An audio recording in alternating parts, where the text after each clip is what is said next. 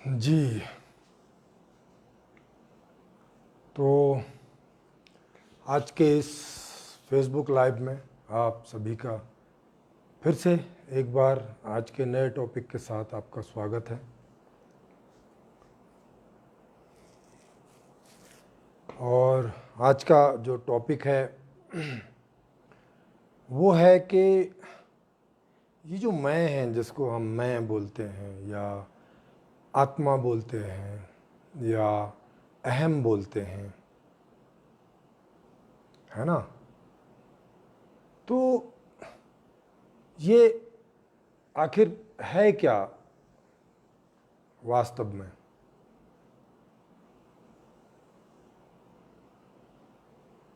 इसको कैसे जाना जा सकता है और इसको क्यों जाना जाए? इसकी क्या उपयोगिता है? इसको जान के क्या हो जाएगा? जो एक आध्यात्मिक ज्ञान विज्ञान है, उसको जानने से क्या लाभ है? जान लेंगे तो क्या फर्क पड़ेगा, या नहीं जानते हैं तो क्या फर्क पड़ता है? तो आज का ये टॉपिक है कि ये जो हम मैं जैसा अपने अंदर फील करते हैं, हमें लगता है कि हम जीवित हैं, मैं कोई जीवित आदमी हूँ, मेरी इज्जत है, मान है, मर्यादा है, मेरी इच्छाएं हैं, मेरी चाहतें हैं, मैं ऐसे जीना चाहता हूँ, मैं वैसे जीना चाहता हूँ, मैं बच्चा हूँ, मैं युवा हूँ, मैं शादीशुदा हूँ, मैं बिना शादीशुदा हूँ। ये जो इतनी सारी आइडेंटिटी है, और इसके पीछे जो ये मैं है, जो ये सारी आइडेंटिटी को कैरी करता है, जो इस सारी आइडेंटिटी को पहचानता है और साथ लिए चलता है, तो ये मैं कौन है या मैं कौन हूँ? ये जो सवाल कुछ लोगों के दिमाग में उठता है, क्योंकि सबके दिमाग में तो नहीं उठता, कुछ लोगों के अंदर जो ये सब उठता है, तो ये क्या है? जिनके अंदर ये सवाल उठता है उनके लिए इसके क्या मायने हैं? जिन लोगों के अंदर ये सवाल नहीं उठता उनके लिए इसके क्या मायने हैं? और जिनके अंदर उठता है वो इसे जान लें तो इसके क्या मायने हैं, माने क्या उपयोगिता है? उनके जानने से क्या कि नहीं औरों को इसकी कोई उपयोगिता हो सकती है, वो भी सब है। आज का जो सवाल है, आज का जो टॉपिक है, वो इसी के चारों तरफ घूमेगा। मतलब मैं कौन हूं, ये आज का टॉपिक है। और ये जो आप सारा जो प्रोग्राम आप तक पहुंच रहा है, ये पहुंच रहा है यूनिवर्सल लाइफ टीम है, जो यूएलएम टीम है, उनके सहयोग से। इसमें बहुत सारे लोग लगे हैं इसे आप तक पहुंचाने में, और वो सब लोग जिन्हें ये सब प्रोग्राम अच्छे लग रहे हैं, जो इन्हें लगातार शेयर कर रहे हैं और आप सभी तक पहुंचा रहे हैं, ये सब उनके सहयोग से ये सब पहुंच रहा है। क्योंकि ये सामाजिक कार्य है, सभी के सहयोग से होता है, कि नहीं एक दो चार छः लोगों से नहीं होता। ये कोई लोग स्टार्ट कर सकते हैं, कुछ शुरू में सहयोग कर सकते हैं, पर अल्टीमेटली ये जो है ये सामाजिक कार्य है। इसमें समाज जब तक नहीं जुटेगा तब तक ये सामाजिक लेवल का काम नहीं बनेगा, और इसके जो लाभ हैं सामाजिक लेवल के, वो तभी होंगे। तो आज का जो सवाल है, सबसे पहला सवाल है कि ये मैं कौन हूँ। ये सवाल उठता किनको है?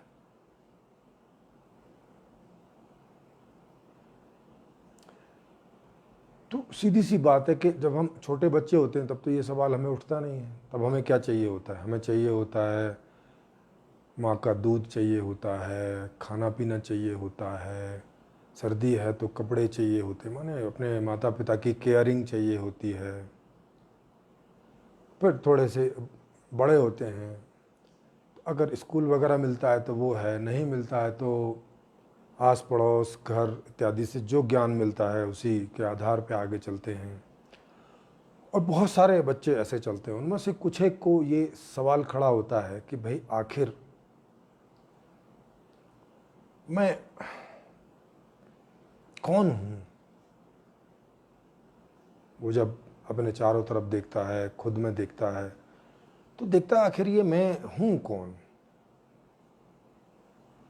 ये एक ऐसी अजीब सी पहेली है कि जिसको ये सवाल उठता है वो नहीं जानता कि वो कौन है।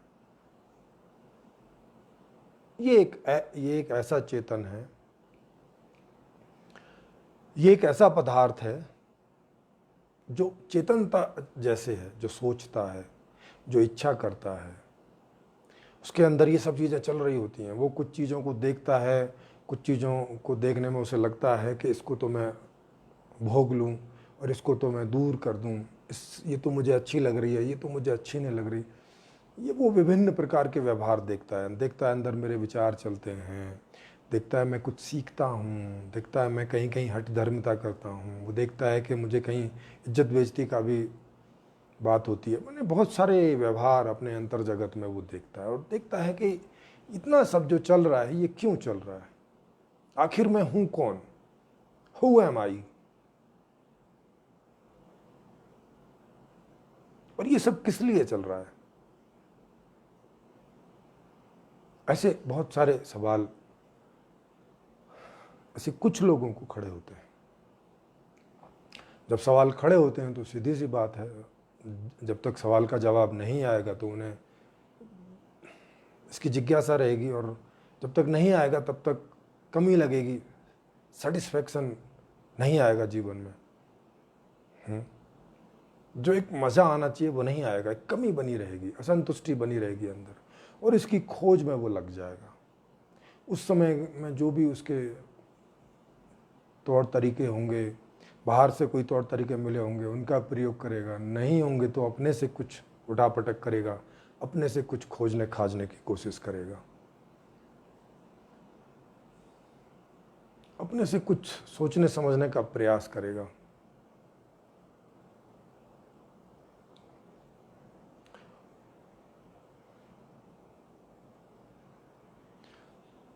तो ऐसे वो उसकी खोज चलेगी, जैसे मेरी भी चली। मैं भी इसी उठापटक वाले आदमियों में से, मतलब बच्चों में से एक था। तो मेरा जो जन्म है वो निम्न मध्यम परिवार में हुआ, किसान परिवार में था। वैसे तो मेरे पिताजी आर्मी में थे, मगर उस समय कोई बहुत ऐसी सैलरी हुआ नहीं करती थी। मेरा जब जन्म हुआ तो शायद पिताजी बताते थे कुछ ऐसे ही 55-60 रुपये सैलरी होती थी आर्मी की, कुछ 55-60 या 100 रुपये ऐसे आसपास थी। 73 में मेरा जन्म था।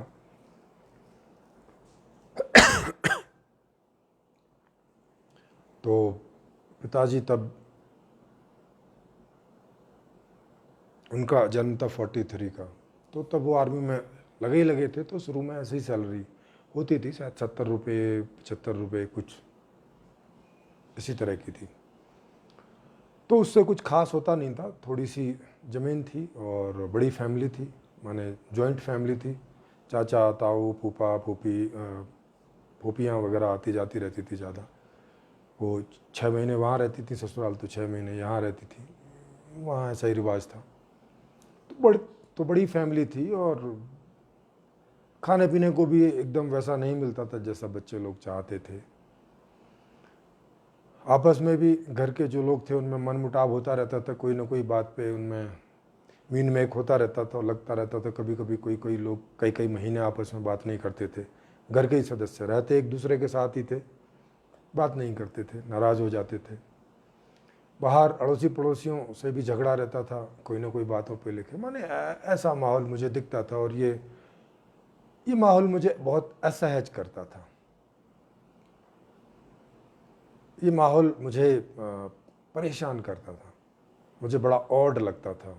मुझे बड़ा ऐसा लगता था कि ये क्या ज़िंदगी है। मतलब कुछ ऐसी ज़िंदगी वो अनुभव होती थी कि मुझे वो एक्सेप्ट नहीं होती थी, कि मतलब ऐसा जीवन है तो उसमें ऐसे जीने का क्या मतलब है। वो मीनिंग मुझे समझ में नहीं आता था। अब यूँ तो और तो सारे लोग जी रहे थे, उनको ऐसे सवाल नहीं खड़े होते थे।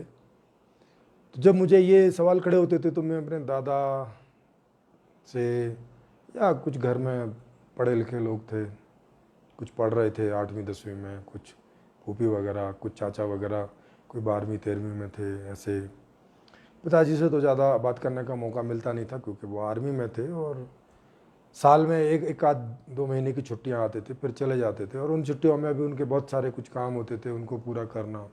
फिर उनका स्वभाव ऐसा था कि बच्चों को अपने पास वो फटकने नहीं देते थे, मतलब थोड़ा रोबीला उनका स्वभाव था, तो बच्चों को डर लगता था उनके पास जाने से। मुझे भी एजिटेशन होता था, तो मैं भी नहीं जाता था। और मुझे कभी याद नहीं पड़ता कि मुझे कभी मेरे पिताजी ने गोद लिया, मतलब जब से मुझे मेमोरी है। उसके पहले लिया होगा तो लिया होगा, मुझे कभी याद नहीं पड़ता। उस तरह का उनका स्वभाव था। तो उनसे तो कभी उस समय पूछने का मौका नहीं लगा। जब बड़े हुए तब तो पूछते थे कि भाई ये सब क्या है मार काट। और जब उन्होंने बताया कि आर्मी भी होती है और एक देश दूसरे देश से भी लड़ाइयाँ करता है, मुझे ये सब चीज़ें बहुत असहज लगती थी। अब ये जो असहज लगती थी चीज़ें, तो सीधी सी बात है कि मुझे वो सब जानने की रुचि होती थी। मैं जानना चाहता था आखिर ये क्या हो रहा है, क्यों हो रहा है, इसके क्या कारण हैं, क्या इसके कोई निवारण भी हैं, कोई कर भी रहे हैं क्या, ये क्यों नहीं दूर हो रहा है, वगैरह वगैरह। तो ये मेरे सब ऐसे इस प्रकार के क्वेश्चनों की एक झड़ी होती थी। तो ये मेरे अंदर उठती रहती थी। इसके अलावा खेलना कूदना खाना पीना जैसा जीवन था वो भी जीते ही रहते थे, और कोई बहुत सुखपूर्वक जीवन नहीं था, निम्न मध्यम वर्ग था। तो अब आप सोच सकते हो कि जो और निम्न निम्न वर्ग जो होते होंगे उनकी तो क्या हालत होती होगी, उनका जीवन तो कैसा होता होगा। हमारे यहाँ जब कई बार लोग काम करने आते थे, जैसे भूसे का घर बनाते हैं ना, उसकी छान बनाई जाती है, वो उस समय कुछ एक कच्चे भाग भी होते थे घर में, उसकी छान वान वगैरह बनाने आते थे। तो वो पता चलता था वो कोई निम्न जाति से हैं और वो दूर बैठ के खाना खाते थे, अपने बर्तन लेके आते थे और यहाँ से उनको वो लोग खाना दे देते थे। इस प्रकार का देखा मैंने, ऐसा ऐसा व्यवहार देखा। मुझे बड़ा अटपटा सा लगा। मैंने पूछा ये क्या तरीका है, क्योंकि देखने में तो ये भी हमारे जैसे लग रहे हैं, आदमी लग रहे हैं, फिर इनके साथ ये ऐसा दूरी जैसा व्यवहार क्यों है। तो मुझे वही सब जवाब दिए जाते, आप समझ सकते हो उन जवाबों को, वही कि भाई ऐसा ही है, समाज ऐसा ही है, रीति रिवाज है। हालांकि मैंने कभी अपने दादा दादी में मैं कोई ऐसे खराब भाव नहीं देखे उन लोगों के लिए कि वो किसी खराब भाव से ऐसा करते थे। बस वो ऐसा इसलिए करते थे क्योंकि ऐसी परंपरा चली हुई है, भाई ऐसा ही करते हैं, भाई ऐसा ही व्यवहार होता है इनके साथ। शायद वो अपने पूर्वजों से ऐसा देखते हुए आए तो उनके लिए ये सहज था, पर मेरे लिए ये सहज नहीं था, मुझे अटपटा लगता था। तो मैं ये सारे सवाल पूछता था। हो सकता है जब वो छोटे रहे होंगे मेरे दादा वगैरह तो उनको भी अटपटा लगता रहा हो, बाद में उन्होंने इसको ऐसे एक्सेप्ट कर लिया हो कि अच्छा ये तो समाज है, ये तरीका है समाज के जीने का, ऐसे ही सब चलता होगा। पर मुझे नहीं ये एक्सेप्ट हो रहा था। तो इसी ऊहा अपोह में, इसी सब खोज खबर में, यही सब बातें करते हुए, यही सब प्रश्न पूछते हुए, यही सब इसी प्रकार के आंसर सुनते हुए मैं बड़ा हो रहा था। मेरी जो एजुकेशन है वो सरकारी स्कूल में चल रही थी, गांव के सरकारी स्कूल में। एक आध साल में पिताजी के साथ भी गया तो एक आध क्लास मेरी वहाँ भी हुई।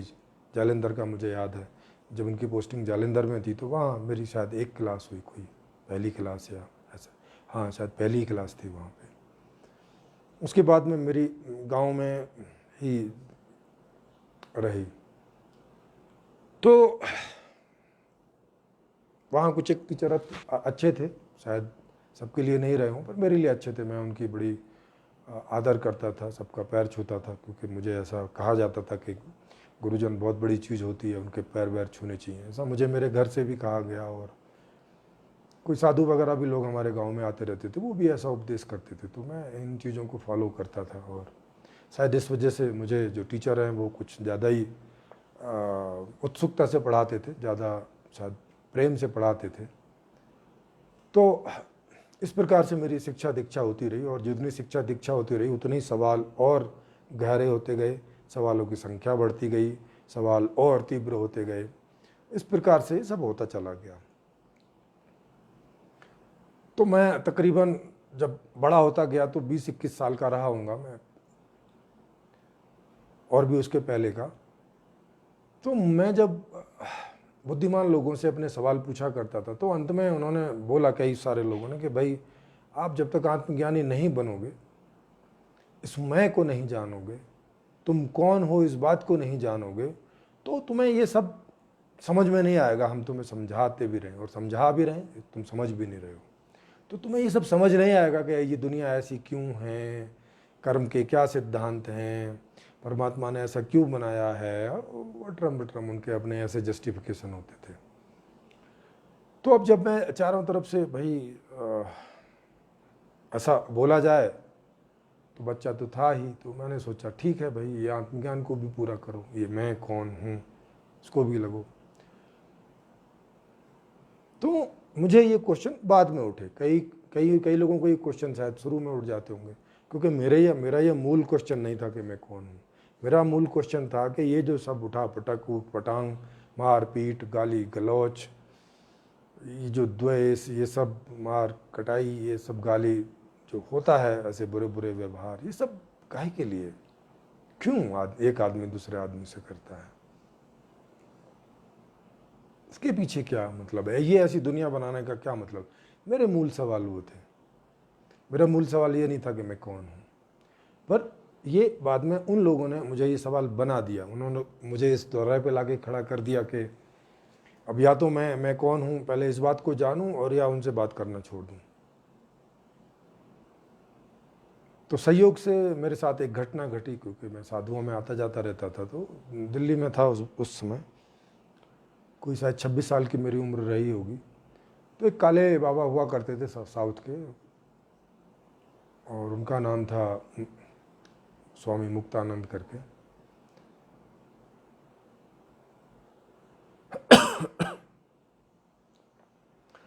तो एक बार उन्होंने मुझे पूछा कि प्रेम बेटा, ये बताओ कि तुमने नींद को देखा है क्या, क्योंकि उनसे मेरे काफ़ी डिस्कशन चलते रहते थे, और उनके भी किन्हीं सवालों से मैं कभी सेटिस्फाई नहीं हुआ उनके जवाबों से। वो जो कुंडलिनी शक्ति के साधक थे, एक गणेशपुरी के मुक्तानंद हुए हैं, उन्हीं के नाम पे उनका नाम भी था। तो वो उनकी साधना वगैरह करते थे, मगर वो जो भी कोई आंसर करते थे मैं कभी सेटिस्फाई होता नहीं था। तो उन्होंने ऐसे ही मुझसे एक सवाल पूछ लिया कि बेटा, क्या तुमने कभी नींद को देखा है। तो चूंकि मैंने देखा नहीं था, तो मैंने मना कर दिया कि मैंने तो नहीं देखा। वो भी चुप हो गए। और पर मुझे ये क्वेश्चन थोड़ा गहरे तक चला गया। मुझे ये बात खड़ी हो गई कि हाँ यार, ये तो जानना चाहिए। आखिर हम रोज सोते हैं, तो ये बात तो जाननी चाहिए, आखिर नींद है क्या चीज़, क्यों आती है, वगैरह वगैरह। ये क्वेश्चन मेरे अंदर उठ गए, और मैं वहाँ से चला आया। कोई 3-4 बजे का समय होगा, दोपहर बाद का। तो मेरा घर दिल्ली में वहाँ से कोई तकरीबन 25-30 किलोमीटर दूर था। तो मैं घर चला आया, सर्दियों के दिन थे, और मैं उसमें लग गया। उसके पहले मैं योग निद्रा वगैरह किया करता था। धीरेन्द्र ब्रह्मचारी के आश्रम में मैंने ये वहाँ पे मैं आसन वगैरह करने जाता था, तो योग निद्रा वहीं से सीखी थी, तो वो मैं किया करता था। तो मुझे सिंपल सा समझ में आया कि ठीक है, नींद तो रोज़ आती है ही, मुझे इंतज़ार करना है, बस जागना है और देखना है कि ये क्या है, कैसे आती है, वगैरह वगैरह। तो मैं लग गया, उसमें लग गया। तो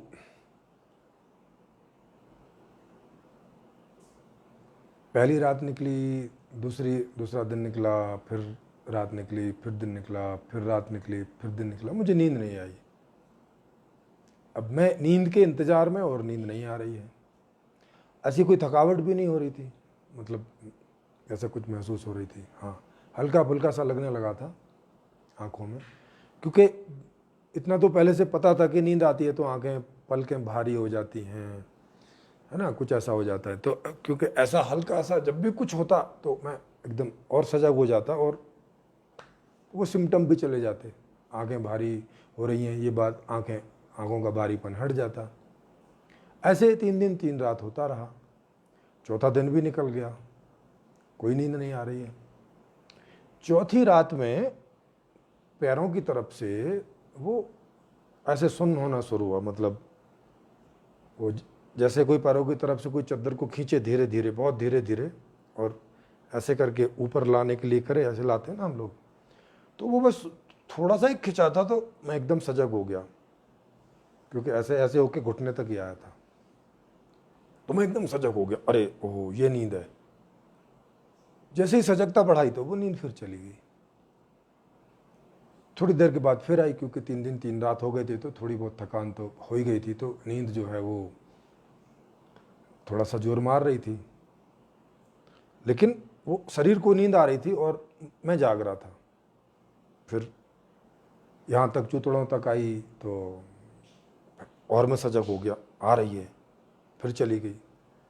फिर नाभि तक आई, फिर चली गई। ऐसे करके 3-4 बार हुआ। तो मुझे ये समझ में आ गया कि अच्छा, अगर मैं ज़्यादा सजग होने की कोशिश करता हूँ तो ये चली जाती है। तो अब अगली बार आएगी तो मैं थोड़ा कम सजग रहूँगा, माने एक्साइटमेंट जैसा नहीं करूँगा, क्योंकि एक्साइटमेंट होता था ना कि भाई एक नई चीज़ जानने में आ रही है, जो कभी जानी नहीं, एक अजीब सी चीज़ है जिसके बारे में कभी किसी से सुना नहीं। तो एक ऐसी उत्सुकता सी, एक ऐसी एक ऐसी क्या बोलते हैं, एक ऐसा उत्साह सा हो जाता था, एक्साइटमेंट हो जाता था। तो ये मुझे समझ में आया कि भाई एक्साइटमेंट नहीं करना है। तो वो फिर अगली बार यहाँ छाती तक आई, फिर गले तक आई। अब गले पर आई तो मुझे वहाँ एक भय का विचार उठा, क्योंकि ऐसे कभी मैं पहले तो सोया नहीं था। तो मुझे लग जरूर रहा था कि ये शायद नींद है, मगर नींद जैसी तो नहीं थी। मतलब रोज़ तो हम सोते थे तो यूं कब सो जाते थे पता भी नहीं चलता था, भाई कोई चीज़ सोच रहे हैं या लेटे हैं या कुछ भी है, और सो जाते थे, मालूम ही नहीं चलता था कब सो गए। वो जब सो के उठते थे तब पता चलता था अच्छा सो चुके, सोना हो चुका। स्वप्न में भी नहीं पता चलता था कि हम स्वप्न में हैं। तो जब उठते थे तभी पता चलता था अच्छा सो भी गए, सो भी चुके और अब उठ भी चुके। पहले तो ऐसे पता चलता था। तो मुझे लगा कहीं ये कुछ और ना प्रक्रिया हो, क्योंकि इस सफ़र में बहुत सारे लोगों से सुन भी लिया था, ध्यान में मृत्यु घटित होती है, ऐसा होता है। उसो की भी कई सारी किताबें मैं पढ़ चुका था जब मैं कॉलेज में था, कम से कम कुछ भी नहीं है तो 20-30 किताबें तो मैंने पढ़ी होंगी उनकी। तो उसमें कई बार लिखा है कि मृत्यु घटित होती है वगैरह वगैरह। मुझे लगा कहीं यार ये मृत्यु वगैरह तो नहीं है, कहीं पता चला कि राम नाम सत्य हो जाए। भाई इतनी उम्र में तो नहीं मरना है, 26 साल की उम्र में। तो डर लगा और वो फिर नीचे को वो सब उतर गया। अब मैं सोचों में पड़ गया, यार क्या करूं, मतलब यहाँ तक तो आप पहुंची, अब तो ये आखिरी चरण है, करो या छोड़ दो। डर तो लग रहा था मुझे, तो पर मेरी जिज्ञासा भी बहुत थी, तो जिज्ञासा जीत गई उस समय और मैंने रिस्क लेने का निर्णय लिया। ठीक है, जो होगा सो देखा जाएगा। और अगली बार जब नींद आई तो मैंने एक्साइटमेंट नहीं दिखाया और वो पूरा शरीर उसमें चला गया, पूरा शरीर सो गया। और हुआ क्या कि मैं जागा हुआ सपने में पहुंच गया, ऐसी जागृति में जैसे यहाँ जागा हुआ जैसे यहाँ सब कुछ याद है कि मेरा नाम प्रेमजीत सिरोही है, मेरे ये माता पिता हैं, मैं यहाँ हूँ, सोया हूँ, लेटा हूँ, सब कुछ ऐसे ही मेमोरी वहाँ काम कर रही थी जैसे यहाँ काम करती है, सब कुछ पता था ऐसे ही। और मैं स्वप्न में हूँ, ये आ गया समझ में, क्योंकि एकदम जागा हुआ ही गया। तो इस अवस्था से उस अवस्था में जागा हुआ गया। तो जो पहले मेमोरी में अंतर आता था कि कब सो गए, कब स्वप्न में है और कब उठ गए, मालूम ही नहीं चलता था, उठने के बाद पता चलता था। अब जागृति में थे और जगह जगह जो है स्वप्न में चले गए, ये साफ हो गया मामला। बड़ी वहाँ जो है थोड़ी देर में उत्सुकता सी हुई, मतलब वहाँ जाके और बड़ा एक्साइटमेंट हुआ क्योंकि हर लेवल पर एक्साइटमेंट हो रहे थे। अच्छा भी लग रहा था क्योंकि एकदम नई नई चीज़ थी और मुझे जानने की उत्सुकता भी थी। उस जब उन्होंने प्रश्न पूछा उसके बाद में तो वहाँ से फिर बाहर आ गए। तो चूँकि 3-4 दिन का भाई जगा हुआ था, वो प्रक्रिया फिर घटी, ऐसे कई बार घटी। और स्वप्न में मैं मतलब उस रात जो है चौथी रात कई बार घटी, ये जागा घटी, क्योंकि अंदर कुछ भी नया होता तो एक्साइटमेंट हो जाता, तो फिर बाहर आता तो फिर ये ध्यान रखता कि अच्छा अब कोई एक्साइटमेंट नहीं करना है, लेकिन फिर कोई नई चीज़ घटती थी तो फिर हो जाता था। ऐसे होने लगा। तो वहाँ मैंने कई सारी इच्छाएं भी पूरी करी, क्योंकि जब कई बार हुआ तो कुछ ना कुछ नया करके देखता था। तो वहाँ पे भाई सेक्स की बड़ी कमी रहती है भारतीय समाज में। तो सबसे पहले मैंने वहाँ उसी प्रयोग को किया कि अरे यार यहाँ क्या सेक्स हो सकता है। तो मैंने वहाँ लड़की ढूंढी तो मिल गई, तो किया, तो करने लगे, तो फिर एक्साइटमेंट हो गया। सोचा यार ये जगह जगह कैसे होगा। पहले तो स्वप्न वगैरह में ही होता था, लेकिन पता नहीं चलता था। तो फिर मुझे ये ऐसे कूल डाउन करना आ गया, मतलब एक्साइटमेंट नहीं होना है अंतःकरण में, ये बात मैं करने लगा और ये होने लगी मुझसे। जैसे आप देख रहे हो ये पूरा ध्यान में कर रहा था और एक्साइटमेंट होते थे, और नेक्स्ट टाइम उनका मैं लेवल कम करना चाहता था और कम होने लगते थे। इससे मुझे समझ में आया यार ये तो कंट्रोल बढ़ रहा है, मुझे मेरे अंतःकरण पे ये कंट्रोल आ रहा है। फिर अगले 5वें दिन मैंने सोचा कि मैं स्वप्न क्रिएट कर सकता हूँ। तो मैंने अंदर जाके स्वप्न क्रिएट करने शुरू की, तो होने लगे क्रिएट वहाँ पे। जो मैं जैसा स्वप्न देखना चाह रहा था वैसे वहाँ वो होने लगा।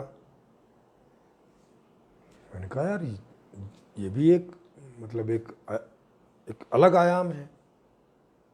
तो वहाँ मैंने बहुत सारी अपनी इच्छाएं पूरी की। आगे आने वाले कई सालों में मैं वो सारे ये प्रयोग करता रहा। लेकिन ये वाली जो मैं को जानने वाली चीज़ है, ये उन्हीं पहले 10 दिनों में ये घटित हो गई।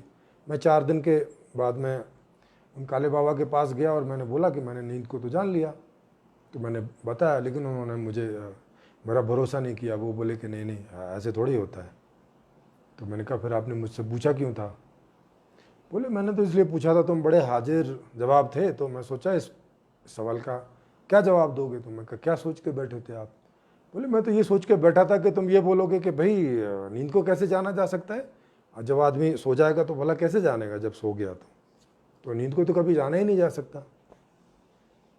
वो ऐसे किसी जवाब की प्रतीक्षा में थे, पर मुझे तो ये सवाल कौंध गया था। तो मैंने गया और जाना कि ऐसे ऐसे नींद आती है और ऐसे ऐसे सपने में जाते हैं। मैंने उनको बताया कि शरीर की नींद अलग है और मेरी नींद अलग है। माने मैं दो रूप में हूँ, एक जड़ रूप में हूँ, शरीर रूप में हूँ, और एक इसमें जो चेतन रूप है, दो हूँ, और दोनों की नींद अलग अलग है। माने एक को सुलाया जा सकता है और दूसरे को जगाया रखा जा सकता है। पर यह बात उनके पल्ले नहीं पड़ी। और चूंकि जब ये मुझे भी नए नए एक्सपीरियंस थे, तो मेरे पास ऐसे तरीके भी नहीं थे कि मैं उन्हें बहुत अच्छे से एक्सप्लेन कर पाता। तो मैं वहाँ से आ गया और मैंने फैसला किया कि ठीक है मैं गांव जाऊंगा, क्योंकि दिल्ली में थोड़ा वहाँ पे कंस्ट्रक्शन वगैरह चल रहा था, तो शोर वगैरह भी रहता था और धूल वगैरह भी उड़ती थी। तो मैं गांव आ गया और गांव में मैंने वो उस बात को जारी रखा। तो 5वीं रात, 6ठी रात, ये सब चीज़ें मुझे और बहुत सारे इसमें एक्सपीरियंस हुए। एक भूत का भी एक्सपीरियंस हुआ, भूतों टाइप का। एक रात में लेटा हुआ था, शायद 7वीं रात होगी, और मुझे ऐसा लगा कि मेरी छाती पे कोई आके बैठ गया और मेरा गला दबा रहा है। ध्यान के उसमें मैं शवासन में ध्यान करता था, शवासन में लेटा रहता था। तो मैं चिल्लाने को हो रहा था, और ना मेरी आवाज़ निकल रही थी और ना मेरे हाथ पैर हिल रहे थे। मैं उसको अपने हाथों से उसको मैं हटाने की कोशिश कर रहा था, मगर हाथों में ताकत ही नहीं थी, हाथ उठ ही नहीं रहे थे। तो शायद शरीर इतने जो है, मतलब बाद में मुझे समझ में आया कि शरीर रिलैक्सेशन की वजह से, जो मैं योग निद्रा की वजह से उसमें भावना देता था, उसकी वजह से वो इतने आराम में चला गया था कि अब वो मेरे कंट्रोल के बाहर था। मैं आदेश दे रहा था कि मेरा हाथ उठे, जैसे अभी हम जागृति में करते हैं, मगर उसमें जान ही नहीं आ रही थी। मेरी कोई मसल्स मेरा ऑर्डर नहीं मान रही थी। मैंने बहुत जोर लगाया, ऐसा कोई तकरीबन 4-5 मिनट हो गई। और जब बहुत जोर लगाया तो फिर मेरे हाथों ने काम किया, और ऐसे करके मैंने धक्का दिया और मेरी आंख भी खुल गई। मतलब मैं नींद में से बाहर आ गया। माने शरीर इतना सो चुका था कि मैं जागृति में आ नहीं पा रहा था। तो तब ये बात भी समझ में आई कि इस शरीर के ये जो हैं 5 ज्ञान इंद्रियां, इनके बिना, कर्मेंद्रियों के बिना हम बाहर इस जगत में, माने इस जागृत अवस्था में नहीं रह सकते। इसका कोई एक्सपीरियंस हमें नहीं होगा। ऐसे करके ये सारी चीज़ें मुझे स्टेप बाय स्टेप समझ में आने लगी, ये तथ्य मेरे समझ में आने लगे। तो मैंने जाग के देखा क्या हुआ। ओह, जाग के देखा तो वो जो रजाई ओढ़ी हुई थी, क्योंकि ठंड के दिन थे, तो गांव में रजाई पहले रुई वाली होती थी, आजकल तो कंबल आ गए मिंक के हल्के हल्के। उसमें थोड़ी भारी होती थी, क्योंकि दिसंबर जनवरी का महीना था, तो काफ़ी ठंड होती है गांव में, हवा चलती है, तो वहाँ मोटी थोड़ी रजाइयाँ होती हैं। तो वो मेरे थोड़ी कुछ छाती पे इकट्ठी हो रखी थी और कुछ गले पे इकट्ठी हो रखी थी।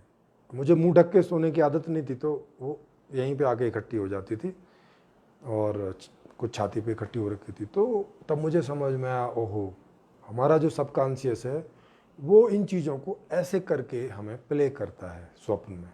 मतलब अनकॉन्शियस को ये चीज़ ऐसे समझ में आती है और उसके अंदर इससे मिलते जुलती जो मेमोरी रहती है उसको वो वहाँ पे करता है। तो जैसे मैं पहले भूतों वगैरह से डरता था, तो हालांकि ये भूतों वाली स्थिति मैंने पहले से मतलब नॉर्मल कर दी थी जब मैं 12th में था, पर कहीं ये अनकॉन्शियस में थी। तो उस समय ये उदय हो गई और उसने दिखाया, तो मुझे समझ में आया, ओहो ये चक्कर है। तो फिर मैंने ये ध्यान रखा कि गले में चीज़ें इकट्ठी ना हों गले पे, और छाती का समझ में आ गया। तो उसके बाद ऐसा होता भी था तो मैं कुछ करता नहीं था, मैं उसको कोई रिएक्ट नहीं करता था कुछ, क्योंकि मुझे पता था कि ये किस वजह से हो रहा है। तो मैं रिएक्ट नहीं करता था, तो थोड़ी देर में वो बात नॉर्मल हो जाती थी। तो कई बार मेरे साथ ऐसे ध्यान में हुआ कि कोई छाती पे बैठ गया और मेरा गला दबा रहा है, पर मैं कुछ करता नहीं था, क्योंकि अब मुझे मालूम था कि ये मुझे क्यों ऐसा अनुभव हो रहा है। तो उस समय मुझे ये भी समझ में आया कि ओहो, अनुभव आखिरी बात नहीं है, अनुभव गलत भी हो सकते हैं। खास तौर से हमारे जो सबकॉन्शियस और अनकॉन्शियस वाले अनुभव हैं वो कई बार गलत हो सकते हैं, उनको हम कसौटी नहीं मान सकते सत्य की। ऐसे बहुत सारे मुझे अनुभव हुए, तो मुझे समझ में आया कि हमें इन सभी अनुभवों को चेक भी करना चाहिए। अगर जागृति में ये चेक की कसौटी पे खरे उतरते तब ठीक है, नहीं तो फिर इनका भी एनालिसिस करना चाहिए, इन्हें भी समझना चाहिए क्या है। तो इस तरह से स्वप्न में आना जाना और ये बहुत सारे उसके बीच में अनुभव होना, इसमें बीच में उड़ना, वहाँ एक अलग शरीर का होना, वहाँ कई बार दूसरे प्रकार के शरीर का आ जाना, मतलब जैसा ये शरीर है, कई बार ये शरीर नहीं होता था, जनरली तो यही होता था, ऐसा ही चेहरा, ऐसा ही जैसा मेरा उस समय मेरी बॉडी थी, पर कई बार दूसरे तरह की बॉडी होती थी। उस सपने में मेरी हाइट भी कम होती थी कभी कभी, इस तरह के भी सपने आते थे। मतलब जैसे वो कोई मुझे लगता था कि वो मैं हूँ, मगर वो चेहरा और बॉडी कोई और तरह की होती थी।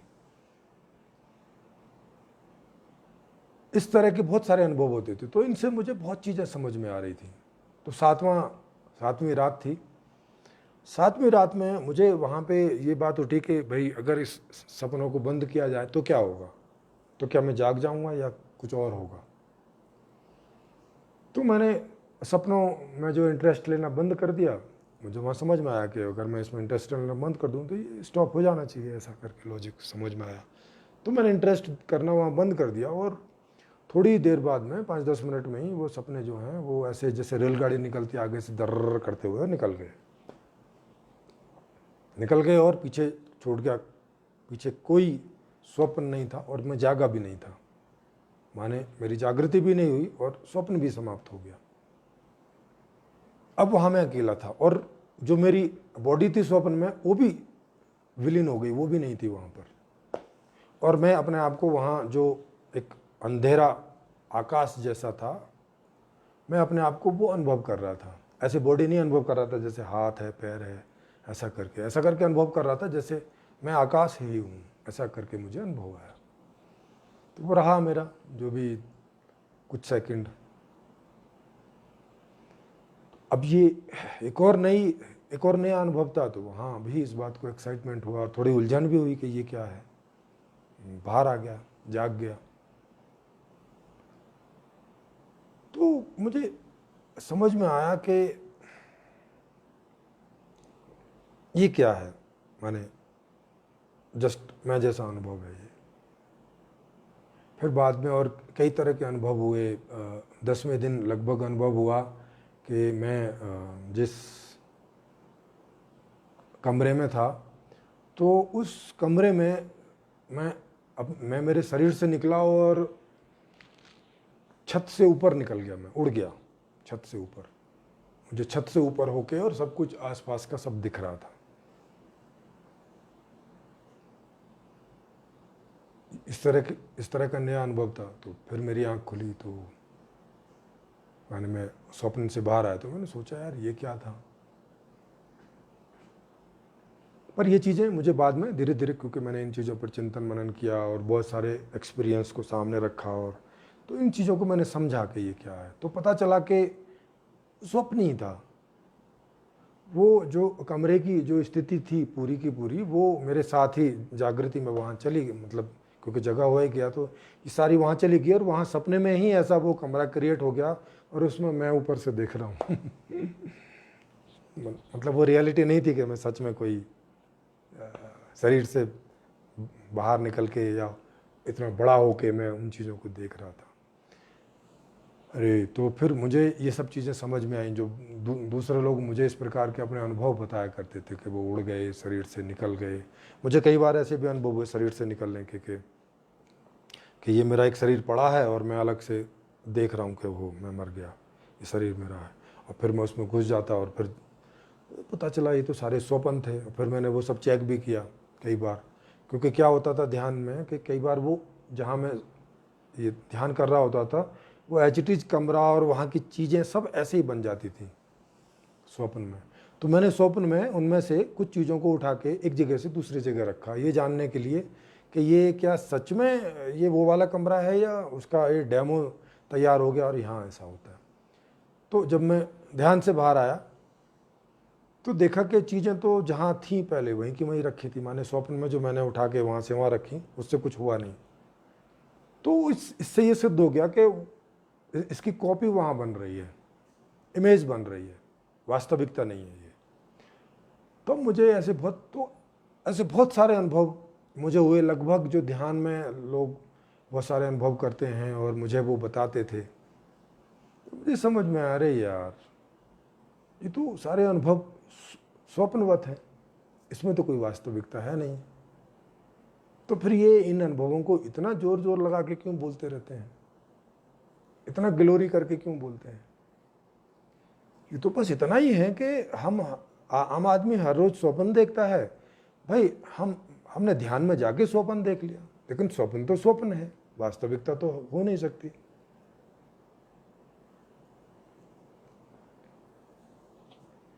तो मैं फिर इन चीज़ों की बाहर लोगों के साथ चर्चा किया करता था, तो वो कोई मेरी इन बातों का भरोसा नहीं करता था। वो बोलते थे ऐसे थोड़ी होता है। साधकों से, उन साधुओं से जो मुझे आत्मज्ञानी अपने आप को बोलते थे और मुझे बोलते थे कि भाई आत्मज्ञानी हो जाओ, उसके पहले आपको ये सब समझ में नहीं आएगा, उनको मैं जाके बताता था तो वो भी हैरत करते थे, बोले ऐसे थोड़ी होता है। मैंने कहा लेकिन तुम भी तो यही सारे अनुभव मुझे बताते थे। बोले नहीं, हमारे अनुभव तो सही होते थे। मैंने कहा आपने चेक किए क्या? बोले नहीं, इसमें चेक क्या करना है। तो मैंने कहा लेकिन मैंने तो चेक करके देखे, आपने चेक नहीं किए तो आप कैसे बता सकते हो कि वो वास्तविक थे या स्वप्न था? तो फिर वो चुप हो जाते हैं, क्योंकि वो खुद ही बोल चुके हैं कि उन्होंने चेक नहीं किया था। इस तरह से करते करते मुझे ये जो जैसे आत्म साक्षात्कार बोलते हैं ये हुआ, मैं कौन हूँ, वो जो अनुभव था बाद में मुझे समझ में आया कि अच्छा इसी को आत्म साक्षात्कार बोल रहे हैं। क्योंकि वहाँ मैं जो है आकाश रूप में अनुभव होता है और वहाँ कोई मेमोरी काम नहीं करती अपने से, वो एक ऐसी अवस्था है। बाद में फिर जब मैं साधु बना तो यहाँ वो उपनिषद वगैरह पढ़ने को मिलते थे, वो 9-11 कुछ उपनिषदों का संग्रह होता था। उनमें एक मांडुक्य उपनिषद भी था। मांडुक्य उपनिषदों में इन्हीं चारों अवस्थाओं का वर्णन है, जागृत, स्वप्न, सुषुप्ति और तुरिया का। बाकी और उपनिषद भी मैंने पढ़े थे, मगर मुझे जो बात उस उपनिषद में लगी वो बाकी चीज़ों में नहीं लगी। बाकियों में कहानी ज़्यादा होती थी और बात कम होती थी जो काम की है। मगर इसमें देखा यार, ये तो मेरे अनुभव की बात है सारी, जो मैं अनुभव कर चुका था। उसमें एक दो और कुछ नई बात आई तो वो मैंने बाद में अनुभव की। इसलिए ये जो आप मेरी दूसरी किताब देखोगे, संपूर्ण जीवन दर्शन, तो वो मैंने उसी पर आधारित करके लिखी है, उसी को एक्सप्लेन किया है। क्योंकि मेरे जो अनुभव हैं, मेरी जो जांच पड़ताल है, वो हूबहू उसमें मैच खा रही थी हर तरह से।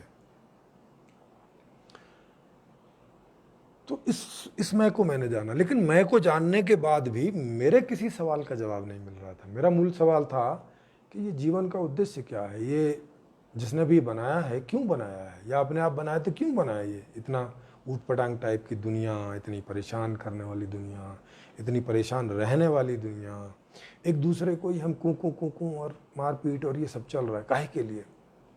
माँ बाप बच्चों को पीट रहे हैं कि ये आदमी बन जाएं, पढ़े लिखे बन जाएं, बड़े बाबू बन जाएं, माने कोई अच्छी नौकरी पर चले जाएं। टीचर भी पीट रहे हैं कि तुम आज का पाठ याद करके नहीं आए, लाओ हाथ आगे किया और दैब पैमाना और दैब पैमाना और दैब डंडी। अरे भाई, ये क्या हो रहा है? ये ऐसा सिस्टम किसने बनाया है? ये इतना क्रूअल टाइप का, इतना इतना दुख देने वाला, ये क्या जीवन है?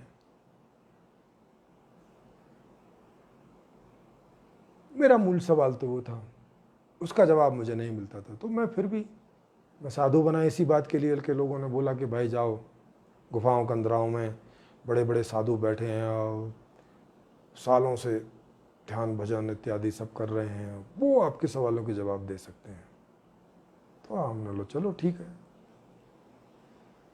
जीवन में और किसी चीज़ में इतना कोई मज़ा आता नहीं था। खेलना कूदना होता ही था जब बच्चे थे, बाद में तो खेलने कूदने में भी उतना मज़ा नहीं आता था। चेस वेस खेलने में मज़ा आता था। खाना पीना जो है वही जैसा था मध्यम फैमिली में वैसा ही मिलता था, एक्सेप्ट था भाई ठीक है, यही सब। तो इसी में ज़्यादा इंटरेस्ट था और वो मेरे सवाल का जवाब मिल नहीं रहा था। साधु भी हम हुए, खूब हमने खोजबीन भी की, जगह जगह जहाँ भी बोला जाता कि वहाँ बड़े पुराने साधु, बड़े अनुभवी साधु, बड़े धुरंधर साधु, बड़े ज्ञानी साधु, ऐसा जहाँ जहाँ भी पता चलता हम लोग जाते। और जाने के बाद में पता चलता कि सब हवा हवाई थी, कुछ नहीं मिलता था वहाँ। मजा के प्रश्न वगैरह पूछता था, सब कुछ है। ये सारी चीज़ें मैं अपनी एक किताब में लिख रहा हूँ, जो तीसरी किताब आ रही है। एक दार्शनिक की जीवन यात्रा करके किताब आ रही है तीसरी, उसमें मैं ये सारी चीज़ें डिटेल में लिख रहा हूँ। आप जब उसको पढ़ेंगे वो शायद हो सकता है कि मेरे ख्याल 1000 पेज में हो। उसमें मैं पूरी चीज़ें ये डिटेल में लिख रहा हूँ, किन से मेरी कैसी मुलाकात हुई, क्या बातचीत हुई, क्या बताते थे, डिटेल में मैं वहाँ। आज का तो टॉपिक क्योंकि ये है कि मैं इस टॉपिक पर आप लोगों से बातचीत करूँ कि ये आत्मज्ञान, ये जो मैं है, इसको जानने का क्या मतलब है। तो ये मैंने ऐसे जाना, मगर मेरे सवाल का जवाब इससे मिला नहीं था। वो बाद में जाके 13-14 साल बाद मिला। तो पर ये मैं है क्या? क्या इस मैं को जानने से कोई लाभ होता है, या हो सकता है जो जान रहा है उसको, या जो जान रहा है उसके द्वारा औरों को?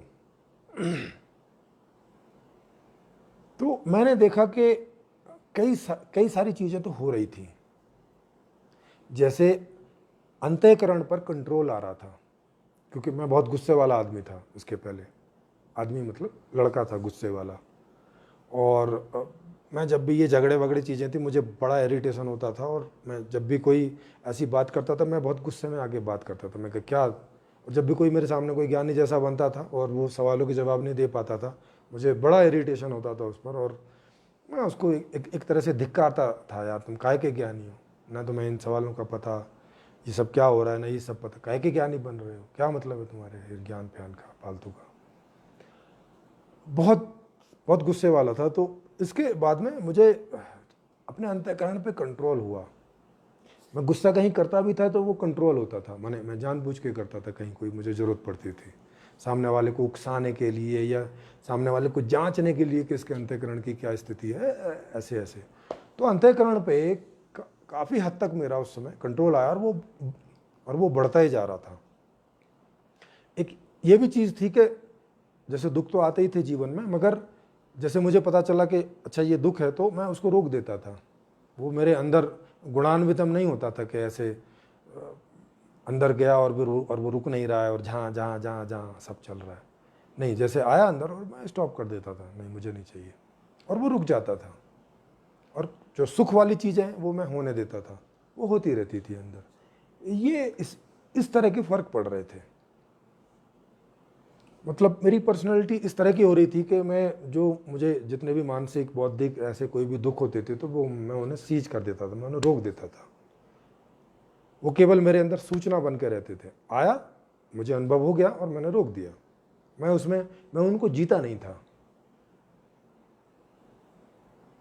और ये सिलसिला आज तक मेरे साथ चला हुआ, ये कंट्रोल मेरे पास आज तक है, जो कि ये कंट्रोल पहले नहीं था जब मैंने ये सब अनुभव किए। तो और इसमें बहुत सारा ज्ञान शामिल था, बड़ी छोटी छोटी बहुत सारी बातें हैं जो यहाँ मैं आपको 1 घंटे में तो नहीं बता सकता।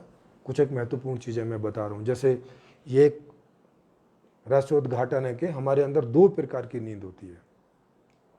एक नींद होती है इस मैं की, माने जिसे हम चेतन बोलते हैं, और एक नींद होती है शरीर की। जनरली ये दोनों नींद एक साथ ही आती हैं। अगर स्वस्थ शरीर है और हमारा जीवन कुछ ठीक चल रहा है तो ये दोनों नींद एक साथ आती हैं और एक साथ हम उठते हैं। मगर अगर कुछ अस्वस्थता हो जाए या आप ध्यान करें तो उसमें शरीर तो सो जाता है लेकिन हम जगे रहते हैं। हमसे मतलब ये मैं जो है, ये चेतन जो है। तो इससे हमें ये पता चलता है कि हमारे अंदर 2 प्रकार की नींद है।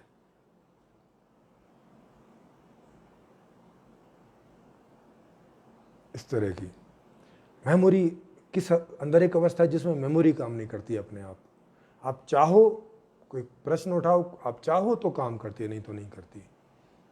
इस तरह के बहुत सारे अंदर के जो अंतर जगत के रहस्योद्घाटन है वो एक एक करके बहुत सारे, और कुछ भी नहीं है तो 100 से भी ज़्यादा प्रकार के अनुभव हुए, और उनसे जो समझ मिली वो मेरे व्यक्तित्व को बहुत परिपक्व इस मामले में करती चली जा रही थी।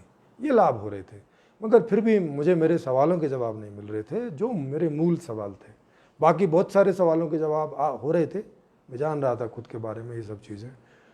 तो ये सब चीज़ फ़ायदा होता था। मैं जब कोई मुझसे पूछता था ध्यान इत्यादि इनके बारे में, तो मैं जब लोगों को बताता था तो कई बार लोगों को आश्चर्य होता था कि ये बात तो उन्होंने कहीं से सुनी नहीं, या ऐसी बात तो साधु लोग करते नहीं हैं।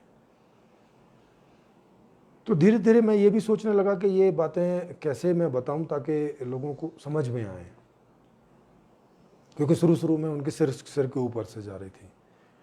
तो फिर उस पर भी मैंने काम करना शुरू किया। तो मैंने लोगों के जो दैनंदिन जीवन के अनुभव होते हैं उस आधार पे उन्हें समझाना शुरू किया। मुझे उसमें से वो सब चीज़ें पकड़ में आने लगी कि अच्छा, मैं अगर इनके इस अनुभव को आधार बना के समझाऊं तो ये समझ जाएंगे।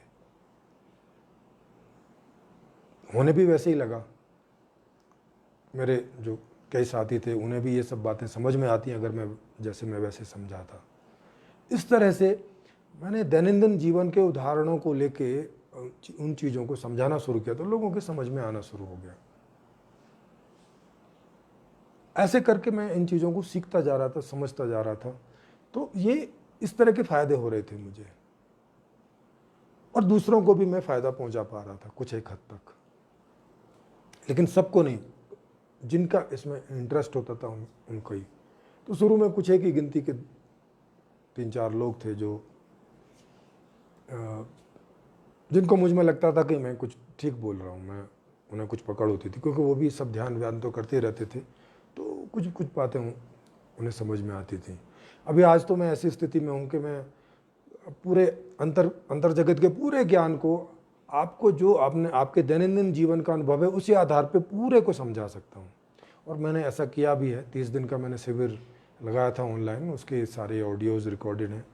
आप चाहें तो हम लोगों का व्हाट्सएप ग्रुप ज्वाइन करके वहाँ से उसका लिंक प्राप्त कर सकते हैं। तो उसको मैंने यहाँ की भाषा में, यहाँ के अनुभवों को आधार बना के समझाया। यहाँ उनकी क्या उपयोगिता है, जागृति में क्या उपयोगिता है, किन के लिए उपयोगिता है, स्वप्न की क्या उपयोगिता है, सुसुप्ति की क्या उपयोगिता है, ये सब चीज़ें मैंने उसमें बताई। तो इसका लाभ तो बहुत है, और इसका लाभ ऐसे ही है जैसे बाहर की साइंस का हम कितना लाभ लेते हैं। मोबाइल है, चश्मा है, कपड़े हैं, घर बढ़िया बना लेते हैं, बिजली है, आग है, पहिया है, इंजन है, सैटेलाइट्स हैं, कितनी सारी खोजें हैं, सैकड़ों की संख्या में खोजें हैं साइंस की बड़ी बड़ी, जो हमारे सारे जीवन को पहले के मुकाबले बहुत ज़्यादा सुखी अवस्था में पहुंचा चुकी हैं। वैसे ये भी एक अंदर का विज्ञान है, और इसके अपने लाभ हैं। मगर ये बात मुझे इन दिनों पूरा जो समझ में आई कि ये जो आत्मज्ञान और इससे जो चीज़ें, ये जो लाभ हैं, ये ज़्यादातर उन्हीं लोगों के लिए है जिसमें इनकी रुचि है, और वो बहुत थोड़े से लोग, वो बहुत लोग नहीं हैं। मतलब मैं 0.01% बोलूँ तो शायद ये भी ज़्यादा हो जाए, माने जिनमें इतनी जिज्ञासा के बाहर के जो दूसरे सुख मिलते हैं हमें खाने में, पीने में, रहने में, उनको कंप्रोमाइज करके और इसके पीछे लग सकें। जैसे आप देखते होंगे शुरू में साइंटिस्ट बहुत कम होते थे, वो बाहर के दुखों को इग्नोर करके या कंप्रोमाइज करके अपने काम में लगे ही रहते थे। इस लेवल के लोग बहुत कम होते हैं। तो ये तो उन्हीं के काम की चीज़ है, उन्हीं को इससे अच्छा लगेगा, थोड़ा उनका ये मज़ा है, ज्ञानियों का मज़ा होता है। लेकिन बाकी लोगों का क्या? बाकी की तो संख्या बहुत ज़्यादा है। ऑलमोस्ट जैसे आज 7.5 अरब है, तो इसमें हो सकता है 2-4 लाख लोग ऐसे हों जो इस विषय में इंटरेस्टेड होते हों पूरी दुनिया में। लेकिन बाकी का क्या? बाकी कैसे सुखी होंगे? क्या बाकी का जीवन ऐसे ही बीतेगा दुखी दुखी जैसे हो रहा है? क्या उसमें कुछ नहीं कर सकते? ये सवाल सारे साधु जीवन मुझे रहे, जब तक मेरे पहले सवाल का जवाब मुझे नहीं मिल गया तब तक वो सवाल चलते रहे। कि मैंने बोला, मैं क्या मतलब ये आत्मज्ञान तो बस व्यक्तिगत बात है इतनी, और इससे भी एक लिमिट तक दुख होता है। माने दुख तो हो रहे हैं मगर हमें उसको रोकना पड़ता है। माने स्वाभाविक रूप से सुखी जीवन नहीं मिलेगा क्या? इस पर मेरा जोर था, क्योंकि मेरी परेशानी थी कि बाहर जो सब लोग दुखी हैं, परेशान हैं, और वो इन चीज़ों को अपने अंदर कंट्रोल नहीं कर सकते, संभावना भी नहीं है, क्योंकि उनका इस मार्ग में कोई रुचि भी नहीं है, उतनी समझ भी नहीं है, कोई इंटरेस्ट भी नहीं है, फिर उनको पास समय भी नहीं है। क्योंकि मैं तो अकेला था, मैंने तो शादी नहीं की थी, तो मैंने तो अपने आप को इसमें झोंक दिया था। बाकी जो गृहस्थी लोग हैं वो तो सब नहीं कर सकते, वो कैसे घर को छोड़ के और इसमें जाएं। हालांकि मैंने बहुत सारे साधुओं को देखा जो गृहस्थी छोड़ के आ गए थे, पर मैं उन्हें यहाँ भी सुखी नहीं देख पा रहा था, क्योंकि उनको पीछे का वो लगा ही रहता था। और वो स्वाभाविक भी था भाई, वो अपने पत्नी को, माता पिता को, बच्चों को प्रेम करते ही थे, प्रेम होता ही है स्वाभाविक। अब मेरी एक बच्ची है, मुझे बड़ा स्वाभाविक प्रेम है उससे, वो होता ही है। अब वो उसको बार बार दरकिनार करने की कोशिश करते होंगे, लेकिन नहीं होता होगा, तो वो तो उसी में उलझे रहते थे। कहाँ वो ध्यान, ज्ञान और ये सब की बात। और यहाँ की अलग समस्याएं, यहाँ रोटी नहीं मिलती, रोटी मिलती है तो उसकी कोई क्वालिटी नहीं होती, खाओ बीमार पड़ो, कोई ना कोई बीमारी, और बस बुढ़ापा तो कमजोरी की निशानी है ही है, बीमारियों की निशानी है ही है।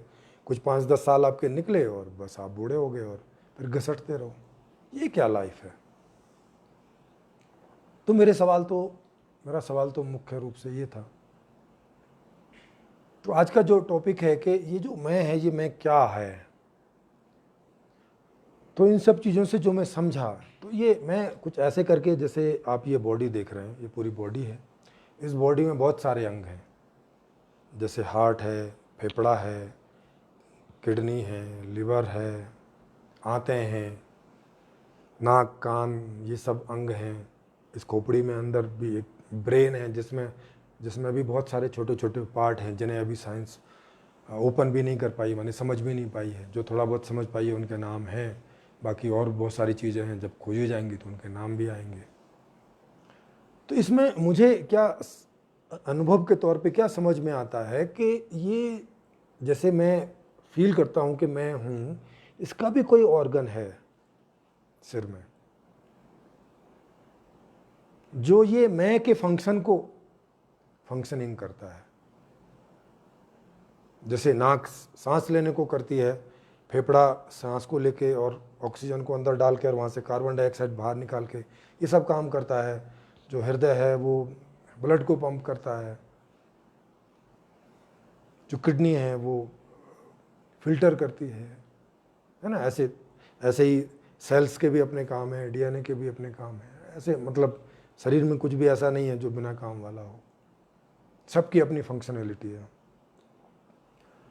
तो अंदर कोई अंग ऐसा सिर में होना चाहिए जो इस मैं नाम के फंक्शन को करता है, जो इस पूरी बॉडी का सेंटर बन जाता है, माने मैं के रूप में अध्यक्ष बन जाता है, मालिक बन जाता है, ईश्वर बन जाता है। ईश्वर का मतलब मालिक ही होता है, इच्छा करने वाला, चाहत करने वाला, कुछ चाहने वाला। तो मुझे समझ में आया कि अनुभव से तो समझ में आया कि ये आकाश रूप है। फिर मुझे बाद में लॉजिकली भी समझ में आया कि हाँ, मूल तत्व तो आकाश होगा।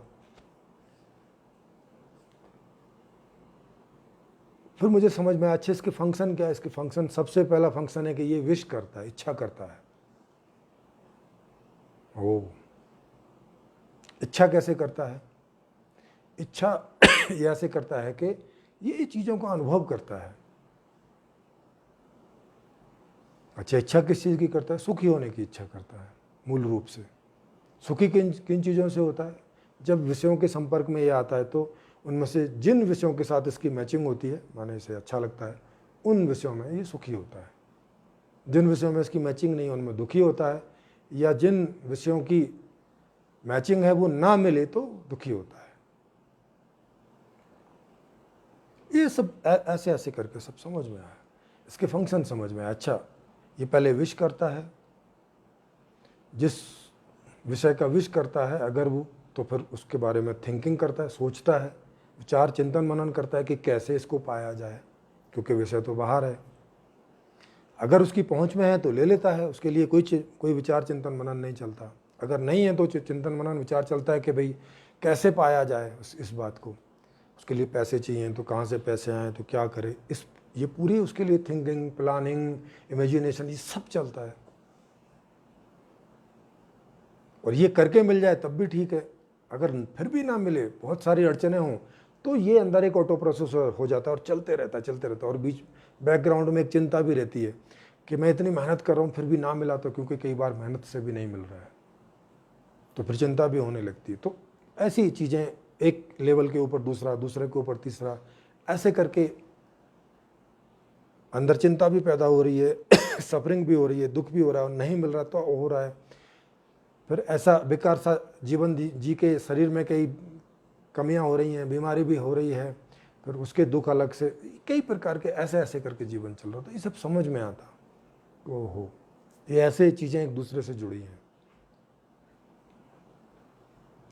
तो मैं को जानने की उपयोगिता तो बहुत है।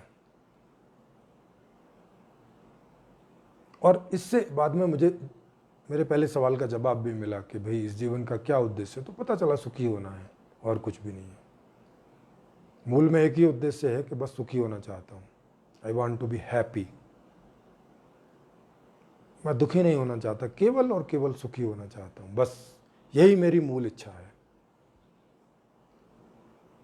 तो ये सब किसके बारे में? सब मैं के ही बारे में है। मैं कौन है, क्या चाहता है, क्यों चाहता है।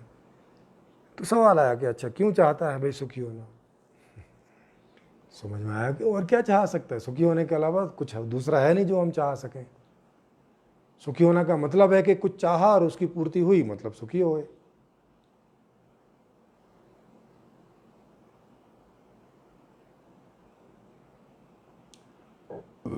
तो ये मैं है बड़ी इंटरेस्टिंग चीज उनके लिए जिनको इसमें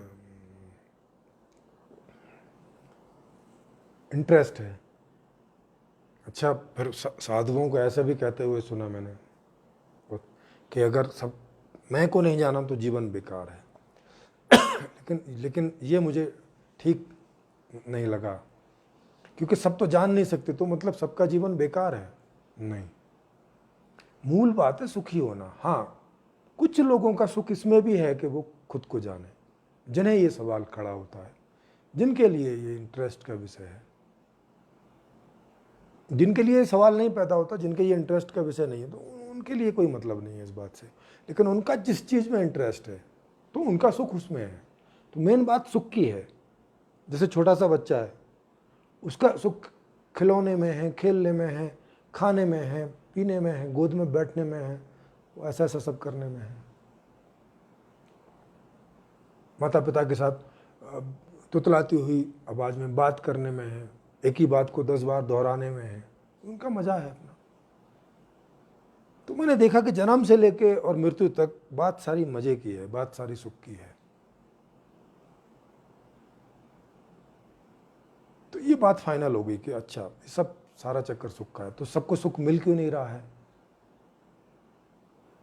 क्या अड़ंगा है? इतनी बड़ी दुनिया है, क्या उसमें कुछ कमी है?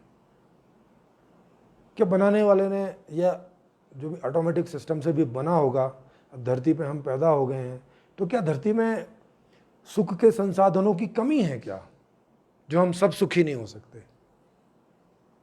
क्योंकि कुछ लोग तो हो रहे हैं, कुछ लोगों को तो वो जो जो चीज़ चाहें वो खरीद लेते हैं। तो देखा बाकी सब लोग क्यों नहीं खरीद पा रहे? वो कि बाकी ज़्यादातर लोगों के पास पैसे नहीं है। भाई पैसे क्यों नहीं है? भाई पैसे आते हैं कोई काम करके। तो भाई काम क्यों नहीं करते लोग? बोले काम है ही नहीं है, करें कहाँ से, रोजगार ही नहीं है। अच्छा, रोजगार क्यों नहीं है? रोजगार इसलिए नहीं है कि ज़्यादा काम नहीं है। तो ज़्यादा काम क्यों नहीं है? ज़्यादा काम इसलिए नहीं है क्योंकि मार्केट में मांग ही नहीं है चीज़ों की। फिर मांग क्यों नहीं है? क्योंकि लोगों के पास पैसे नहीं है। तो समझ में आ गया भाई क्या चक्कर है। सारी बात है कि आदमी के पास पैसा नहीं है इसलिए मांग नहीं करता। मांग नहीं करता तो बनाने वाले थोड़ा बनाते हैं, थोड़ा बनाते हैं तो थोड़ी जॉब निकलती है, थोड़ी जॉब निकलती है तो थोड़ी सैलरी मिलती है लोगों को। तो ये तो अर्थशास्त्र ही गलत हम लोगों ने अडॉप्ट कर रखा है, ये मुझे समझ में आया। ओहो, अर्थशास्त्र तो मैं मूल चीज़ ही गलत है। तो अच्छा, फिर ठीक अर्थशास्त्र क्या होना चाहिए? ठीक अर्थशास्त्र होना चाहिए कि पैसा तो हटाओ, क्योंकि पैसा हटेगा नहीं तो मांग खुलेगी नहीं 100%। तो अच्छा, तो पैसा हटा दिया, फिर अब आगे कैसे बात चले? हाँ, तो पैसा हट गया तो अब जिनको जो मांग करनी है वो मांग कर लेंगे, फिर ये मांग जाएगी व्यवस्था के पास सारी की सारी। अच्छा, वहाँ पहुँच गई, फिर वो मांग के हिसाब से उसका प्रोडक्शन की व्यवस्था करेगा। हाँ, कर दी। वहाँ क्या चाहिए? वहाँ नेचुरल रिसोर्सेज चाहिए, माने प्राकृतिक संसाधन चाहिए, और मानव संसाधन चाहिए। इन दोनों को मिला के कोई भी चीज़ पैदा हो सकती है। हाँ, बोले हाँ ये तो है। तो ठीक है, वो मानव संसाधन और प्राकृतिक संसाधन एक व्यवस्था को दे दिए। उस व्यवस्था ने वहाँ व्यवस्था करके मानव संसाधन और प्राकृतिक संसाधन को मिला के जो भी मांगे की गई थी उन सबका प्रोडक्शन कर दिया, और कुछ लोगों के द्वारा कुरियर से वो जहाँ से भी मांग आई थी उन तक पहुँचा दी। बोले भी तो बड़ा आसान मामला हो गया कि सबकी मांग पूरी हो जाएगी। माने सबने मांग कर दी, उनका प्रोडक्शन हो गया और पहुंच गया, और सबको पहुंच गया। जो 25 साल तक के बच्चे हैं जो अभी कुछ काम नहीं करते उनको भी सब कुछ मिल गया। जो 25 से 50 साल के बीच के होंगे उनको एक काम का अनिवार्य कर दो तो वो वहाँ काम करेंगे। 50 के बाद में किसी को पेंशन देने की ज़रूरत नहीं अलग से, जिसको जो चाहिए वो वैसे ही मिल जाएगा। तो ये जितनी टोटल मांग होगी वो सब मांग वहाँ व्यवस्था के पास जाएगी, उसका प्रोडक्शन होगा और उसका कुरियर हो जाएगा। तो भाई ये बात ठीक है, इसमें कोई लफड़ा नहीं होगा। क्योंकि अगर हम पैसा रखते हैं तो वो दिक्कत खड़ी करेगा। कहाँ कहाँ दिक्कत खड़ी करेगा, इन सब के मैंने वीडियोस बना रखे हैं। आप यूट्यूब में जाएंगे तो वहाँ आपको सब मिल जाएंगे।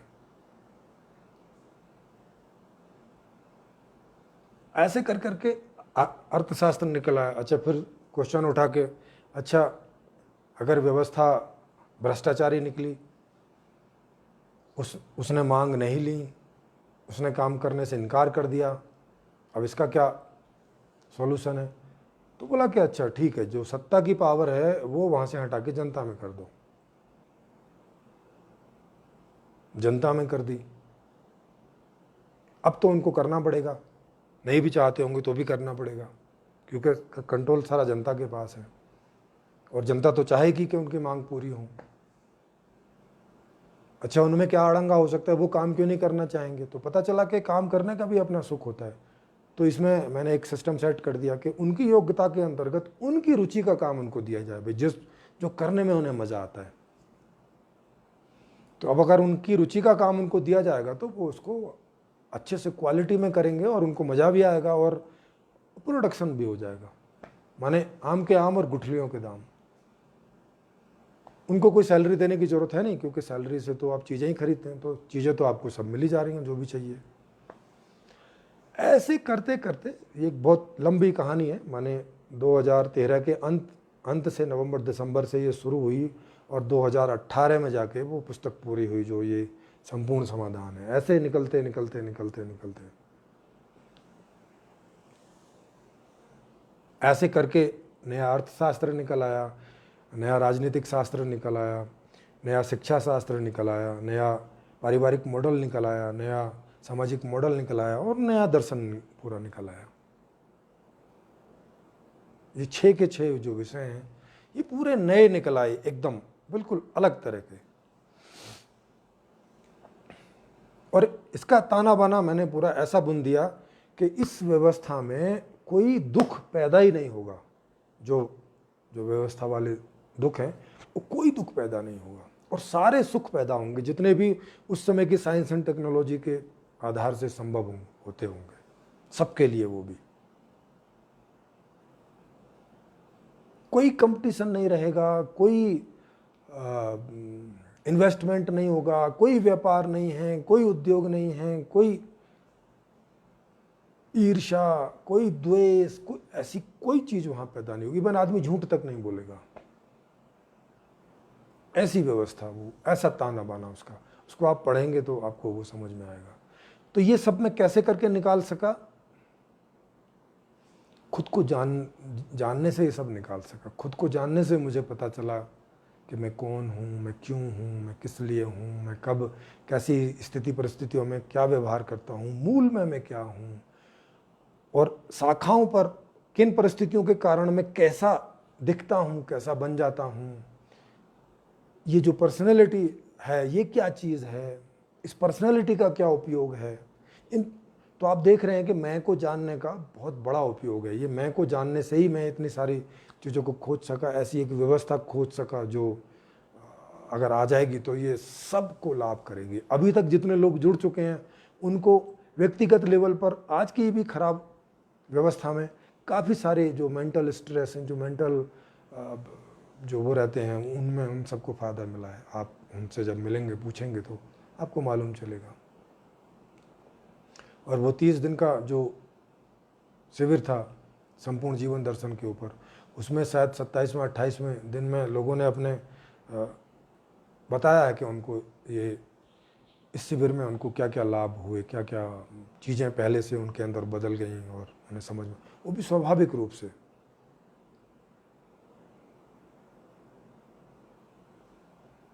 तो ये मैं को जानने की एक जो यात्रा है मैंने बहुत छोटे में आपको करके बताई और उसके लाभ बताए, उसकी उपयोगिता बताई, व्यक्तिगत स्तर पर उसकी उपयोगिता बताई, सामाजिक स्तर पर उसकी उपयोगिता बताई, पारिवारिक स्तर पर उसकी उपयोगिता है। माने वो एक ऐसा ज्ञान है जो आपको एक सही व्यवस्था तक ले जाता है। नहीं तो आपने विज्ञान देखा ही है, विज्ञान कितना विकसित हो गया है, मगर उसने बम, गोले, बारूद, गोलियां ये सब भी दे दिए हैं। तो मतलब केवल विज्ञान से काम नहीं चलेगा। विज्ञान के साथ साथ हमें इस ह्यूमन बीइंग को भी जानना और उसको भी मैनेज करना और इसके जीवन के जो उद्देश्य हैं उनकी पूर्ति करना, क्योंकि विज्ञान भी उसी बात के लिए। अदरवाइज तो फिर विज्ञान जानने का भी क्या लाभ है? अगर हमने विज्ञान जान के और गोलियां बना के और एक दूसरे को मार के मर जाना है तो मतलब क्या हुआ इस बात का? ये तो ऐसा लगेगा जैसे विज्ञान नहीं, हमने अपनी मौत की खोज कर ली हो। जबकि विज्ञान तो ज्ञान है, उससे तो सुख होना चाहिए, दुख क्यों पैदा होना चाहिए। लेकिन देखा कि ठीक है, विज्ञान ज्ञान तो है, मगर इसका उपयोग कैसे करना है वो तो आदमी ही करता है। तो अगर आदमी मैनेज नहीं है, आदमी की व्यवस्था ठीक नहीं है, तो ये जो वरदान है वो भी शाप बन जाता है, श्राप बन जाता है, मतलब दुखदाई बन जाता है सुख के साथ साथ। तो विज्ञान ये कभी तय नहीं करता कि उसका उपयोग कैसे किया जाए, वो बस निष्पक्ष ज्ञान है कि बस ऐसा होता है, होता है। इतना ग्रेविटेशन है धरती में तो है, इससे हम ये बना सकते हैं तो बना सकते हैं, इससे बम भी बना सकते हैं, इससे ऊर्जा भी बना सकते हैं, इससे बिजली भी बना सकते हैं, इससे एक दूसरे को मार भी सकते हैं, इससे एक दूसरे को स्वस्थ भी कर सकते हैं, कुछ भी कर सकते हैं। विज्ञान के पास कोई ट्रुथ अबाउट द नेचर के अलावा और उसका कोई फील्ड नहीं है, वो कुछ नहीं कर सकती इसके अलावा।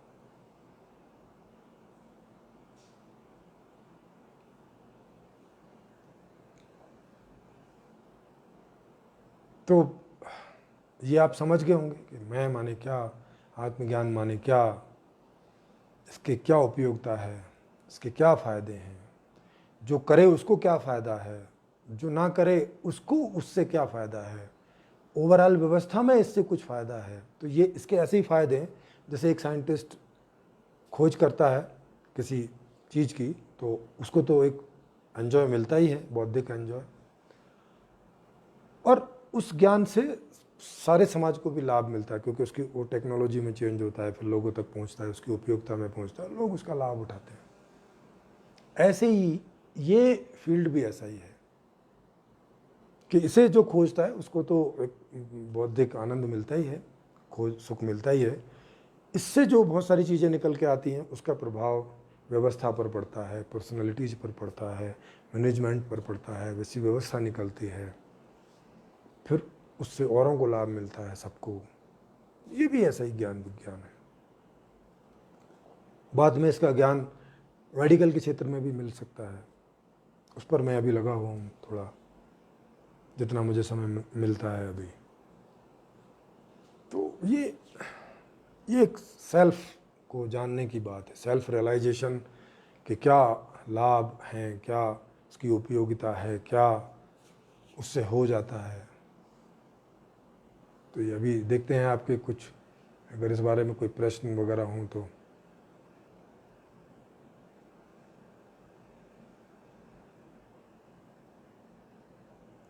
जी हार्ड रोड जी कह रहे हैं कि सर साहेब एक वीडियो इस पर भी बनाओ कि क्या छठी इंद्रिय जैसी कोई चीज़ होती है, क्या हमें कोई ज्ञान अपने आप बिना किसी अभी के इंद्रियों के बिना प्राप्त करना संभव है। वीडियो ज़रूर बनाना, ज़रूर मतलब ज़रूर बनाओ, धन्यवाद। जी जी ज़रूर, मैं इस टॉपिक को कभी ले सकते हैं।